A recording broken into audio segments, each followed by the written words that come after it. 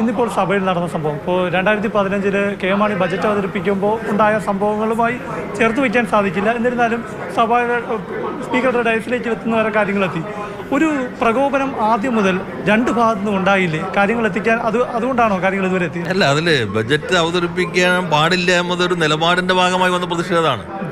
അടിയന്തര പ്രമേയം അവതരിപ്പിക്കേണ്ടതില്ല എന്ന അതേപോലെ നിലപാടിൻ്റെ ഭാഗമായി വന്ന പ്രശ്നമാണത്. നിങ്ങൾ പറഞ്ഞ വളരെ നല്ല ഒരു താരതമ്യമാണ്. അന്ന് ബഡ്ജറ്റ് അവതരിപ്പിക്കരുത് എന്ന നിലപാടുണ്ട്. ആ നിലപാടിന് പ്രതിഷേധം, അതിൻ്റെ സ്വഭാവം അങ്ങനെയാകണം ഇങ്ങനെയാകണോ അതൊക്കെ ചർച്ചകൾ നിങ്ങൾക്ക് ചെയ്യാം. പക്ഷെ അത് ശരിയാ. ഇവിടെയോ അടിയന്തര പ്രമേയം അവതരിപ്പിക്കരുത് എന്ന നിലപാടിൻ്റെ ഭാഗമായി, അത് ചർച്ച ചെയ്യപ്പെടരുത് എന്ന നിലപാടിൻ്റെ ഭാഗമായി ബോധപൂർവം സൃഷ്ടിക്കപ്പെട്ടതാണ്. കേരളത്തിൻ്റെ ചരിത്രത്തിൽ ആദ്യമായി തങ്ങൾ കൊണ്ടുവന്ന അടിയന്തര പ്രമേയം ചർച്ച ചെയ്യാതിരിക്കാൻ സഭാ നടപടികൾ ബഹളമുണ്ടാക്കി, കോലാഹലമുണ്ടാക്കി നിർത്തിവെപ്പിച്ച ആദ്യത്തെ പ്രതിപക്ഷമാണ് ഈ പ്രതിപക്ഷം. ഇതിപ്പോൾ പ്രതിപക്ഷത്തിൻ്റെ ഒരു തന്ത്രമാണ് ഇത് എന്ന് തന്നെ കരുതുക. അങ്ങനെയാണെങ്കിൽ അത് മനസ്സിലാക്കി സർക്കാരിന് എന്തായാലും ഈ കാര്യങ്ങൾ, ഇപ്പോൾ PR ഏജൻസിയുമായി ബന്ധപ്പെട്ട കാര്യങ്ങൾ, മലപ്പുറവുമായി ബന്ധപ്പെട്ട ഭാഗം വന്നത്, ഇതെല്ലാം വിശദീകരിക്കണമെന്ന് സർക്കാർ ആഗ്രഹിക്കുന്നത്. അതുകൊണ്ടാണല്ലോ മുഖ്യമന്ത്രി ചർച്ചയ്ക്ക് തയ്യാറായതും. അപ്പോൾ അതിൽ ചെന്ന് സർക്കാർ വീണ് കൊടുക്കുകയല്ലേ ചെയ്യും? അതെങ്ങനെ വീണ് കൊടുക്കുന്നത്? എന്നാ അവിടെ ഉണ്ടായത് ചോദ്യോത്തരവേള. ആദ്യം ചോദ്യോത്തരവേള നടക്കാൻ പാടില്ല. ഈ ചോദ്യോത്തരവേളയിൽ ഏത് ചോദ്യം ചോദിക്കാമല്ലോ, അതുമായി ബന്ധപ്പെട്ട ചോദ്യങ്ങൾ അത് അവസാനിപ്പിച്ചു. അടിയന്തര പ്രമേയത്തിന് തയ്യാറായി അവർ വന്നു. തയ്യാറായി വന്ന സന്ദർഭത്തിൽ 12 മണിക്ക് ചർച്ച ചെയ്യാൻ അനുവദിച്ചു. അപ്പോൾ ഒരു തരത്തിൽ അവർ അനുവദിക്കില്ല എന്ന് തീരുമാനിച്ചിട്ടാണല്ലോ. അല്ലെങ്കിൽ ഇന്ന് ഡയസിലേക്ക് വലിഞ്ഞു കയറേണ്ട ഏതെങ്കിലും പ്രകോപനം ആരുടെയെങ്കിലും ഭാഗത്തുണ്ടായിട്ടുണ്ടോ? അപ്പോൾ ചർച്ച ചെയ്യാൻ പറ്റുന്ന സാഹചര്യമാണോ എന്നുവെച്ചാൽ അവരൊന്നിനും തയ്യാറല്ല. ഇത് കലക്കുക എന്നൊറ്റ ഉദ്ദേശമാണ്. ചർച്ച കലക്കുക, അടിയന്തര പ്രമേയം ചർച്ച ചെയ്യപ്പെടാതിരിക്കുക എന്നൊറ്റ അജണ്ട മാത്രമാണ് ഇന്നുണ്ടായുള്ളൂ.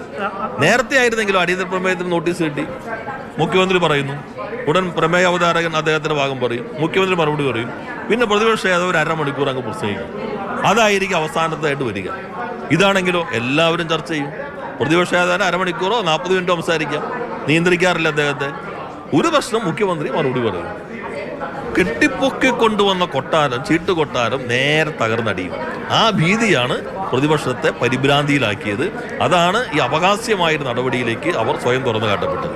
ഇപ്പോൾ ഇതിൽ ഈ നിലയിലേക്ക് കാര്യങ്ങൾ എത്തിയതിന് കാരണം ഈ ചോദ്യങ്ങൾ നിഷേധിച്ചുമായി ബന്ധപ്പെട്ട വിഷയമാണ്.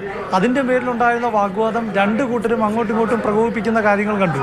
അപ്പോൾ അവസാനമുണ്ടായ സാഹചര്യം, അതായത് ഡയസിലേക്ക് വലിഞ്ഞു കയറുന്നവരെ എത്തിയ കാര്യങ്ങൾ അതിൻ്റെ പേരിലായിരുന്നു. അതായത് പ്രമേയം അവതരിപ്പിക്കാത്ത പേരിലായിരുന്നു. ചോദ്യോത്തരവേള സംബന്ധിച്ചുള്ള പ്രതിഷേധം നിങ്ങൾ നടപടിക്രമങ്ങൾ റിപ്പോർട്ട് ചെയ്ത് പരിചയമുള്ള ആളാണെങ്കിൽ അറിയാം. അത് ഇറങ്ങിപ്പോയോടെ അത് കഴിഞ്ഞു. അത് പ്രതിഷേധം നിൽക്കുന്ന പിന്നെ തിരിച്ചു വരില്ല. പ്രതിഷേധം നിൽക്കുമെങ്കിൽ പിന്നെ തിരിച്ചു വരില്ല. പക്ഷെ ചോദ്യോത്തരവേള സമയത്ത് ഉണ്ടായ സംഭവമുണ്ട്. ഇപ്പോൾ പ്രതിപക്ഷ നേതാവ് ആരാണ് പ്രതിപക്ഷ നേതാവ് എന്ന് ചോദിച്ചു. അതിൻ്റെ പേരിലുണ്ടായ സംസാരം, പാർലമെന്ററി കാര്യമന്ത്രി സംസാരിച്ചു, മുഖ്യമന്ത്രി സംസാരിച്ചു, തിരിച്ച് അതിനെതിരെ പ്രതിപക്ഷ നേതാവ് സംസാരിക്കും. അതിനെ ചൊല്ലിയുള്ള തർക്കമാണല്ലോ പിന്നീട്. തർക്കമില്ല, തർക്കനെ